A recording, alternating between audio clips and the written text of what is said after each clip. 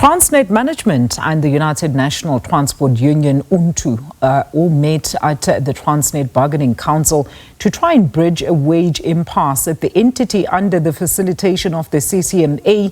Untu is a majority union at Transnet and declared a dispute with the Commission for Conciliation, Mediation and Arbitration, or the CCMA, rejecting a wage settlement that was signed for with minority union at the entity, Satawu. Now, Satawu members at Transnet have signed the offer of 17.5%, which will result in salary increases of 6% in the first as well as second years, as well as 5.5% in the final year.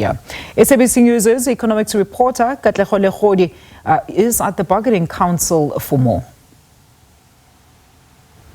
A conciliation process is underway at the Transnet Bargaining Council, brought forward by Untu. They are the United National Transport Union. They're a majority union there at Transnet, boasting about 26,000 of the members there. And those members have mandated them to approach the CCMA over a wage dispute there with the employer. They've taken issue with an agreement that has been signed for already by a minority union there, being Satawu at Transnet. And this would be an offer of 17.5% applied for and broken down in 3 years. Untu, a majority union, saying that they're taking issue with that because there are already challenges that they've experienced in the past, even describing this as a rollover of an agreement that was signed for in 2022 to 2025, 2026. Remember, in 2022, we saw them downing tools, and really there were concerns about the economy that would take a knock from that demonstration in 2022, and most of them would not want to find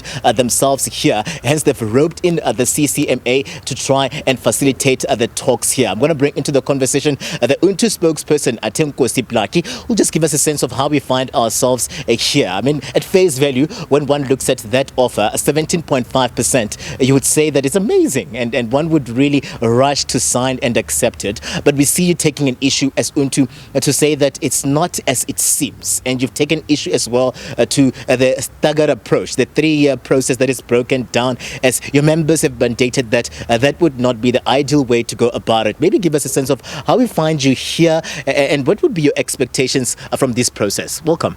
Thank you. So we find ourselves here, as you know, as you're aware, that we started the negotiation process last month in March, and we really broke it down into a 3-day process.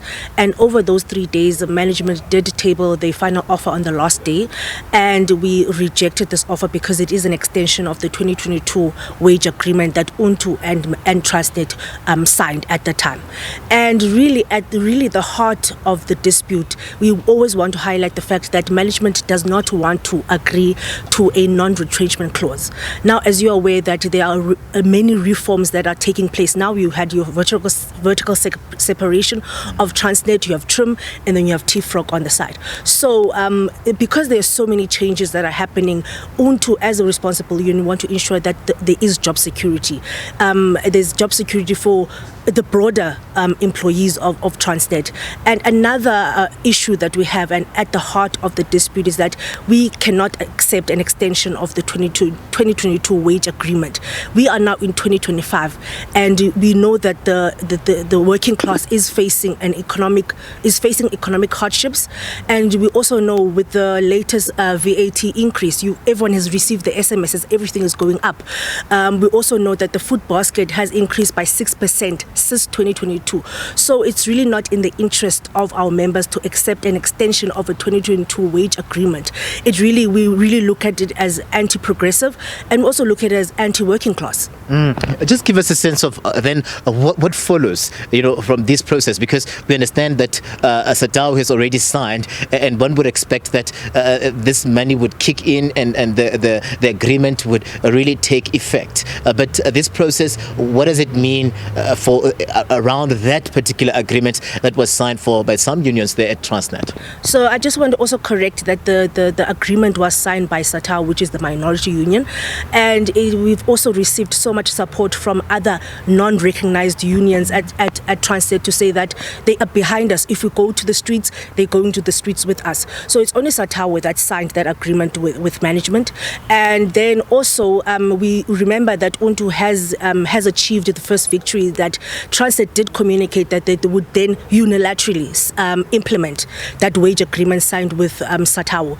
And Untu did then lodge a dispute. We used Section 64 of the Labour Relations Act, and which stopped that process. So that means that our members will not be receiving that wage, would not be receiving that increment because it was signed with a minority union.